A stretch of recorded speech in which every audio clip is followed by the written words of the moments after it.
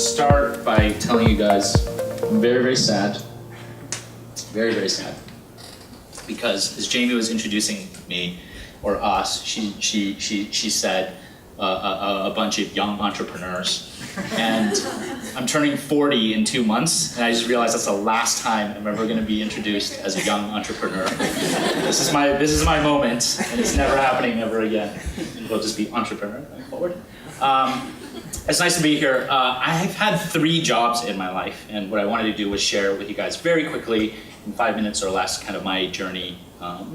My first job was with my best friend from high school, Mark Reynolds. We started a car washing business in where I grew up in Southern California, and we liked washing cars, and it was a passion of ours, so we thought, why not make a business out of it? And we pooled our allowance together, and we bought all these car washing supplies, and then we waited around, and nobody wanted to wash cars washed except for my mom and dad and his parents. And that was our first lesson in sales and marketing, and why it's actually really important to have an idea. So we'll cast that one aside, and I'll tell you about the 2 other experiences that are maybe a little bit more relevant. The first experience was in my second job, really, was a company called Blackboard. The backstory on that one, and really I think the big learning that as I reflect back on my career, is really, for the Blackboard story, was really one about there's no better time than right now, sort of a bias to action. And the reason why I think about that concept a lot is because being raised, I was born here in Ohio, and being raised in America, and my parents immigrated here in the 70s, they basically predestined my profession, right? So it was doctor, lawyer, or engineer. Like, you had to be one of the 3, or you were a failure to our family. And I tell this story a lot, but like not to a group of Asian people, so I know you're feeling me right now on how important this is. And so I went to college, and I was studying engineering, and I thought I was going to fulfill my destiny, and my parents would be happy and all that. And I happened to meet a group of guys that I roomed with my freshman year. And long story short, we ended up starting a company together. We were coding software for universities because we were a little lazy and we didn't want to turn in our homework, and we just thought like there was a better way to do things. And all this is leading to this point, this very, very seminal point in my college career where we decided that we were going to do this startup, and we were all not going to do what we had been studying in college for 3.5 years. We were not going to do campus recruiting. We were not going to become doctor, lawyers, and engineers. We were just going to like do this startup with our drinking buddies, that we met our freshman year. And I was really nervous about this phone call that I had to make to my parents to say, hey, I just am going to hang out with Dan and John, and we're going to try this thing. And so I remember calling my mom and my dad, and I was like explaining the situation, a lot of crying. And when I was done crying, they said something that really changed my life forever, which was, they were like, there's no better time than right now to go try and take a risk, right? You're coming out of college, why don't you go ahead and do this? And I was like, what? For the past 18 years, you have told me that there was only one of 3 outcomes.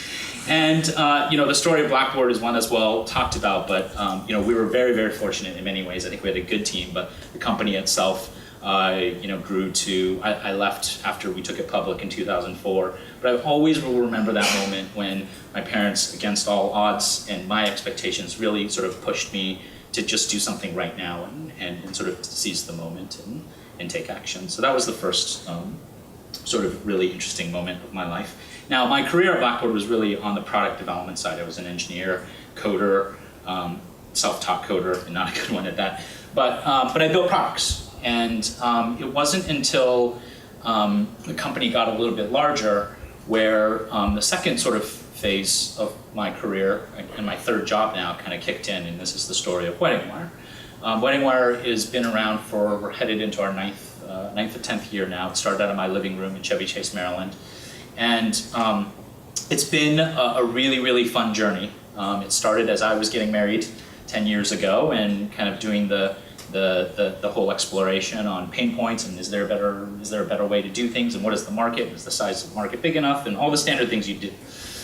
The big learning so far in this journey has been really around progress, not perfection. We've made a lot of mistakes along the way. We've been fortunate to overcome a lot of them, but we've certainly made a lot of mistakes. One of my favorite stories is we were out raising money for our Series A financing, and we went to Boston and New York, and we were talking with very prominent venture capital options, and we were talking with potential strategic partners that may just for commercial relationships, not for funding. And we found ourselves in the Martha Stewart boardroom, and Martha is there, and the whole C-level executive suite is there, and they were like, oh, well, if you want funding, like, we can do the funding too, and we can sign a deal, and it'll be great. And so it was like, come pitch Martha Stewart in the boardroom. This was after she got out of jail, just for reference purposes. And I remember, like, my whole team is there, and we're really focused on, like, we gotta nail this. And lunch is served, and there's a little buffet like that, and like someone brings in the salads and the quiche, and she gets up and she starts like fixing everything. We're like, oh, this is so cool! Like Martha Stewart's making lunch in this boardroom. And so I'm pitching, and we're talking, and I grab, we're like, oh, we'll do a working lunch, and I grab food. We all sit back down, and so I'm like, and this is why, we're gonna go, and she goes, hold on a second. She goes, why? She's like, Tim, why did you guys use the dessert plates and not the entree plates to serve your food? And I was like, no, I totally, in front of Martha Stewart, just I chose the wrong plate. Like, really? Like, of all of the things that I could do right now, how could I do this? And, long story short, they ended up doing the funding. It was a very, very critical partnership to us early on. And WeddingWire, for those of you guys don't know, we're a global marketplace for people that are getting married, and so it's not like we sell brides or grooms. It's more of as a content marketplace, kind of like you would use a TripAdvisor to figure out where you're going to want to travel to, or an Angie's List or a Home Advisor to find a service professional. We provide a lot of resources for engaged couples that are planning to get married to help them make better purchase decisions about their big day. And today, we're a little over 850 employees. We have properties in 14 countries, and we're just having a lot of fun along the way. But progress, not perfection. I think as entrepreneurs, it's really about we spend a lot of time climbing the next rung of the ladder, and we seldom look down. It's just like, what's the next rung? What's the next rung? What's the next rung? And you're not always perfect, right? We've made 100 mistakes or more along the way, but it's something that we continue to work at and get better. And the last thing that I'll just end with is really what I think about a lot today, and what's kind of on my mind. And a VC that is in my building, who I really respect a lot, always asks, it's like, every time I see him in the elevator, it's like, Tim, are you still excited every morning you get out of bed? Like, are you jumping out of bed saying, today is awesome? And it's really like, do you still care about what you're doing? Are you passionate about what you're doing?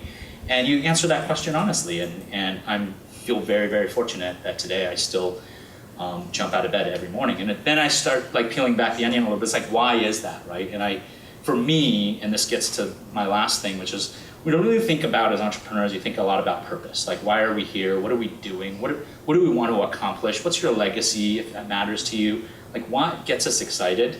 And for me, that answer has always been, in reflecting back on all of those 3 jobs, I've really just enjoyed connecting with personal pain points in my life. I like to classify myself as a life stage entrepreneur. Like, I have to experience why something sucks, or I can't be a good entrepreneur to solve it. And I'm very, very passionate. What keeps me really going is, if you look at my career, throw away the car washing thing for a second, education, right? And really trying to be transformative around education, weddings, I don't know what's next, babies perhaps, but I get really excited that I have 3 little daughters at home, that one day I hope that they'll be able to use some of the stuff that was able to be created by me and all of the great team that we've built. And so that's what kind of really keeps me going.